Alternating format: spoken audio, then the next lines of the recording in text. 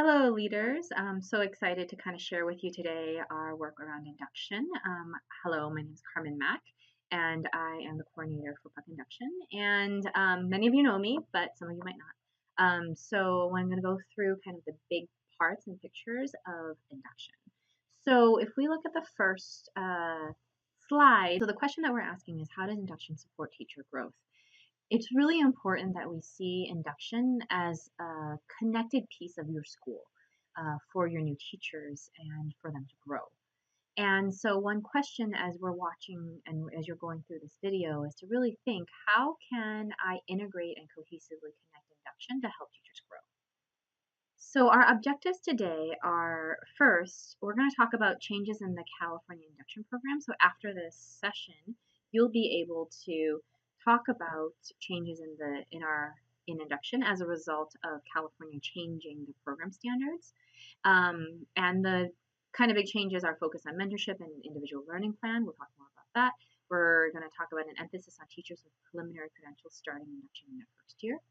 After this session, you'll also be able to describe your role in crafting inquiry questions aligned to teacher growth goals. And you're also going to craft action steps to cohesively integrate induction into teacher growth.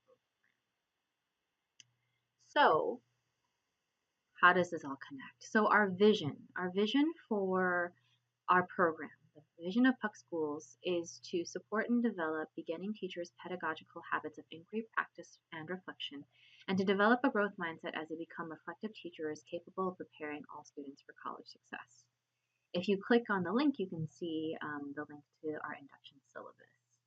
Let's take a moment here and let's look at the keywords that have come up for you for this session. So something that's really important to note is that the California standards for induction have changed, for our program have changed, and they will officially start in September 2017. So what does these changes mean?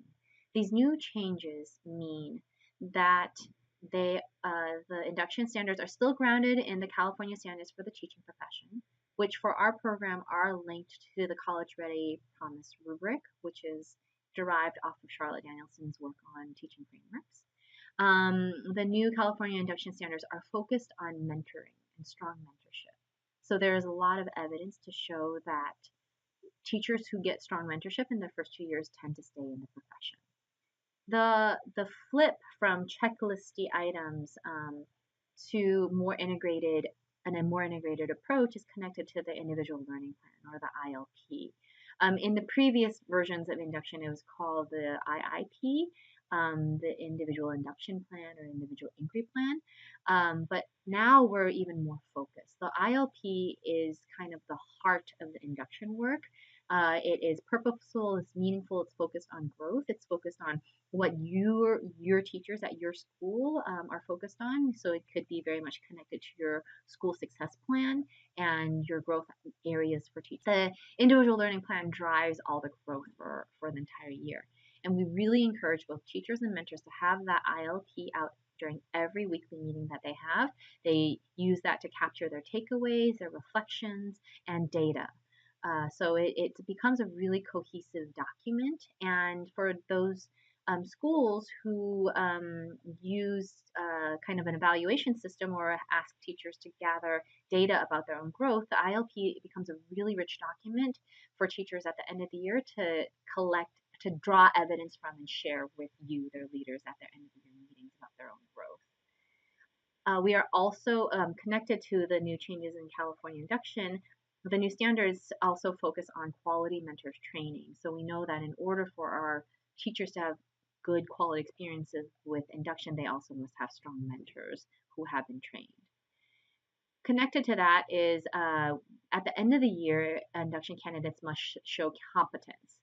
And so the way that we're going to measure competence in our program is by looking at the individual learning plan. And one big change is that it must start in the first year. The inquiry and individual learning plans. So the idea is we still need to ask a question that drives planning, teaching, reflecting, and applying. So what this means is teachers will still craft an inquiry question, but this inquiry question will not just be for one semester. Now it will be for the whole year. And this inquiry question is connected to data that they're gathering about their students. And it's also connected to the growth goals that they have.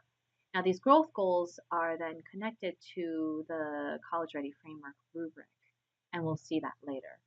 Another component of induction that's really important is that we give space for teachers to reflect, and that reflection space is also embedded in the ILP.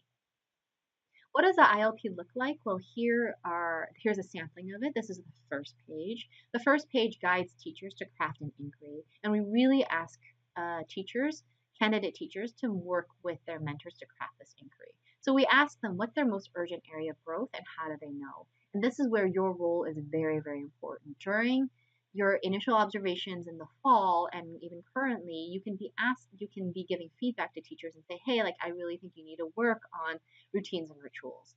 So that would be their area of growth, 2.4a.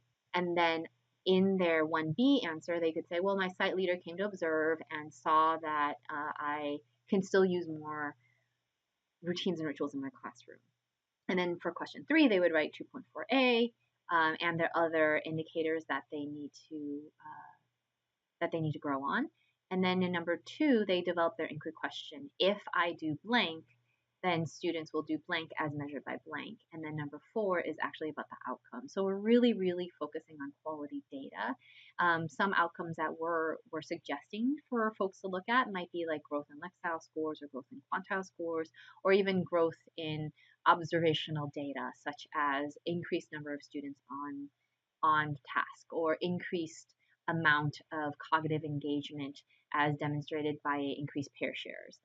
Something measurable either through mentor observation and or something concrete like increased exam scores or increased assessment scores or increased Lexile scores. So this is like the big picture part, and most teachers have already finished crafting their inquiry. The other piece of this inquiry is that Lindsay Hausnick and she and I kind of tag team induction work. We're giving feedback on their ILPs right now, and we're giving feedback on teachers to kind of like really make them think about what will drive their growth, what kind of question will drive their growth. The next piece is that they need to action plan and find data. So this is where this part of weekly meetings with our mentors is really, really important. So every week they're asked to kind of talk about their actions, what did they do, and what are their takeaways from their action steps. So this can include the full coaching conversations with their mentors. It can also include your meetings with with the same teachers, and then these teachers can log them with their mentors. And the job of the mentor could be to say, hey, I know you met with your leader this week. What were your takeaways that help you understand your inquiry better? As for the measurable results column, we ask, in about a month, 5 to 6 weeks period for teachers to really think, well, what am I seeing with my students that is measurable? So how am I seeing that they're growing? What is that data that I'm seeing? So for example, it could be something concrete like a quantitative like Lexile growth or Lexile data as shown on different programs like iReady or Achieve 3000. And then there is also more softer qualitative forms of measurable results, such as teacher, greets students at the door, and 100% of students enter silently, as opposed to 50% of the students entering silently at the beginning of the year.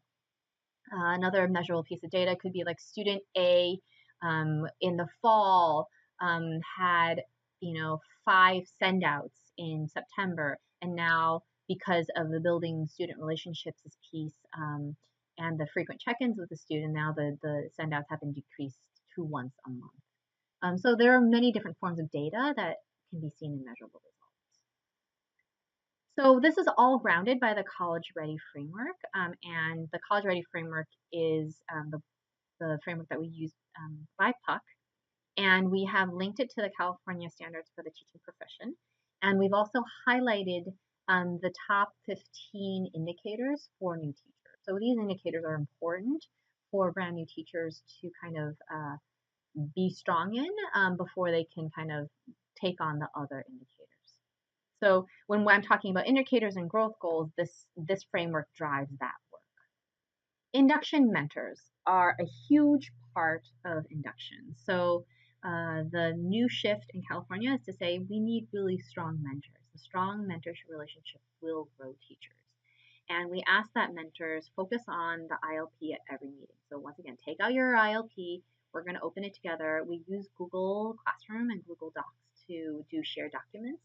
And then we ask them to go directly to the page where they talk about their action steps and takeaways. Part of mentorship is also includes just-in-time support. So, for example, a question I might ask my teachers is, hey, what do you need? Like, what are some of your questions? Let's start with that before we move on to the other pieces. And then, of course, connected to mentorship is the longer-term guidance to promote enduring professional skills. And then connected to that is, of course, having qualified mentors. So, even as you're watching your teachers this year, look at your teachers who might have their clear credential and see if you want to encourage them to become a mentor next year. And new mentors receive 4 trainings per year. Okay, so what's your role? Your role is to offer cohesive support. So to really see induction as a way to support your teachers. So think about, who are your new teachers? And what are their most urgent area of growth based on your classroom observations? And this might be a helpful time to pull out the CSTPs or to pull out the college CRTF, the College Ready Teaching Framework, and kind of to decide like, oh, what is that one indicator, that 1, 2, 3 indicators that might really help leverage their growth? And how could that teacher take those 3 indicators and kind of integrate them into one inquiry question? Make sure you meet with your new teachers to set growth goals and inquiry question, and make induction cohesively connected to your coaching meetings. Now, you don't need to always bring up induction because that's actually the job of the mentor, but have in the back of your mind that induction is supporting you in your work with your teacher. Now, your leader role. So your leader role is to, well, if you could first read and sign the leader roles and responsibilities, that there's a link for a Google form that's connected to it. You can just sign your name in the line, and that will confirm that you've read and agreed to the leader's roles and responsibilities. And so continue to support your teachers, continue to support your mentors. One key piece that is really important to induction is that we maintain boundaries between evaluation and collaboration with mentors.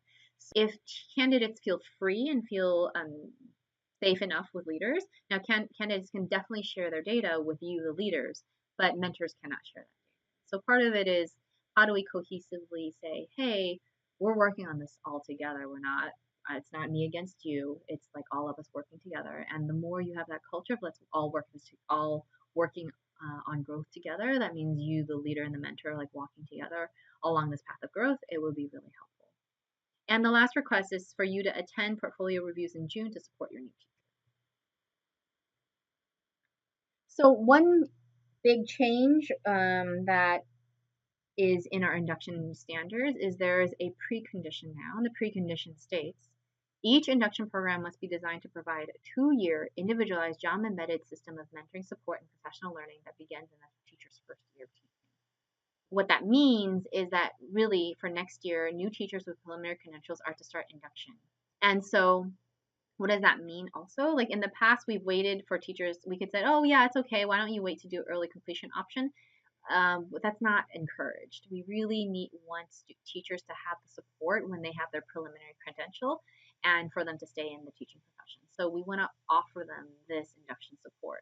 Now, if teachers have extenuating circumstances, we can discuss. With the new changes in the state, is really focused on cohesive, connected growth. So it's not like a teacher is being split into a gazillion pieces. Instead, they're given the tools to deepen their practice. So what can you do? You might want to start talking with your teachers currently who have their preliminary credentials and ask about their plan for induction for next year. So this is not to do anything about it now, but to plant the seed to say, hey, let's start having these conversations about induction. And what's your idea? What do you want to do for next year? Starting in September, what's your plan for induction? Do you want to go to the PUC induction program? Do you want to go to other programs? And this also gives you some ideas for when you're hiring to kind of be aware that if someone's coming in with a preliminary credential, that you really encourage them to join induction next year. One more quick note, this year we're focusing on special populations in the spring. So whatever inquiry question that teachers have, we're going to deepen it by focusing on special populations, students with IEPs. And that means that our inclusion team, with Mary McGolvin, Carlos Lu, and Richard Matas, will join us in one of our PDs, which is required, and teachers will kind of deepen their understanding of how to work with students. So, what do you need to do next? Thank you for your time for watching this video, and you will see a couple links in this email, and in this link in this email, you'll see a link to the site leader roles and responsibilities. You can also read it on the Google form. If you would read that and then just sign your name in the space underneath it on the Google form, I'd really appreciate it. And then connected to that Google form, there's just an induction survey, a couple questions about how induction can support you and what your plan is to support your new teachers. And then any burning questions that you might have for me. Just want to make sure we're all on the same page, that we are all working together very efficiently and smartly towards teacher growth, so that we're not kind of pulling each other in different spaces, but to really be connected together. So thank you for your time. Let's take a breath together. And I'm really, really excited about our collaboration around teacher growth. And if you have any questions, please email me or write the questions in the Google survey. Thank you. Bye.